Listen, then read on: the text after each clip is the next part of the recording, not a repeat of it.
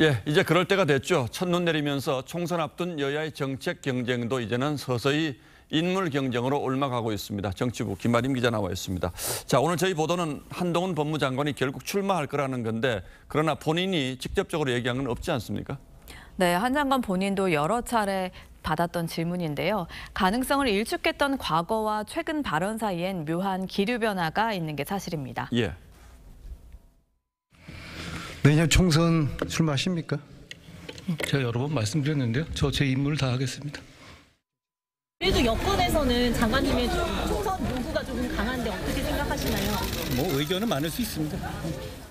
예, 뭐 저런 질문 뭐 수없이 많이 나왔죠. 그런데 결국 총선에 출마한다면 본인의 뜻이 강해서일까요? 아니면 여권의 요구 때문일까요? 한 장관은 국무위원으로서 더 성과를 내고 싶다는 의지가 있는 것으로 전해졌습니다. 하지만 주변 상황이 한 장관 의지와 별개로 출마 쪽으로 기우는 분위기가 있는 것 같습니다. 실제로 최근 여권 핵심부에선 내년 총선에서 한 장관 역할론이 불가피하다는 주장이 여러 차례 나오고 있습니다. 앞서 저희가 전해드렸지만 여권에선 이런 연장선에서 한 장관 출마에 대비한 움직임이 이미 시작됐다고 보시면 될 것 같습니다. 예, 그래도 본인이 정 싫다면 뭐 할 수는 없는 것이겠죠. 구체적인 움직임이 나온다면 언제쯤이 될까요?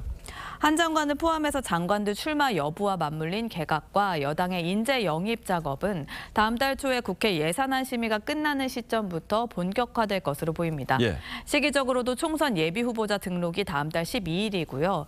총선 출마를 위한 공직자 사퇴 시한도 내년 1월입니다. 국민의힘 인재 영입위가 이번 주 본격 활동을 시작했고요. 정기 국회가 끝날 때쯤부터 영입 인재들을 속속 발표할 계획이라고 합니다. 서울 편입과 공매도 등 정책 이슈에서 잡았던 주도권을 인재 영입으로 이어가겠다는 건데요.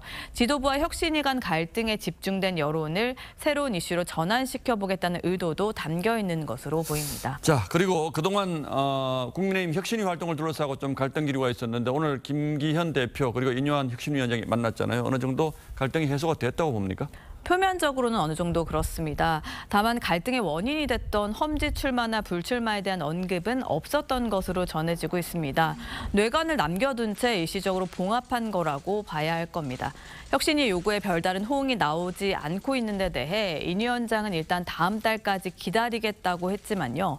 혁신위 내부 분위기가 겉으로 보여지는 것보다 좋지 않은 건 사실입니다. 예, 당이 미온적인 반응 보이는데 불만이 있다 뭐 이런 얘기겠죠. 자, 민주당의 인물 영입은 어떻게 돼가고 있습니까? 이른바 인재 국민추천제를 통해서 오늘까지 모두 786명을 추천받았는데요. 현재 1차 검증 작업에 들어갔습니다. 또 2030 세대를 겨냥한 새로운 현수막도 준비 중인데요. 정치는 모르겠고 나는 잘 살고 싶어. 혼자 살고 싶댔지 혼자 있고 싶댔니? 이런 정치색을 배제한 문구가 눈에 들어옵니다. 당의 상징색인 파란색 사용을 최소화했다는 점도 특징입니다. 예, 뭐 이번 달은 어쨌든 몸풀기고 본격적인 경쟁은 다음 달이 되겠군요. 예, 김아림 기자 잘 들었습니다.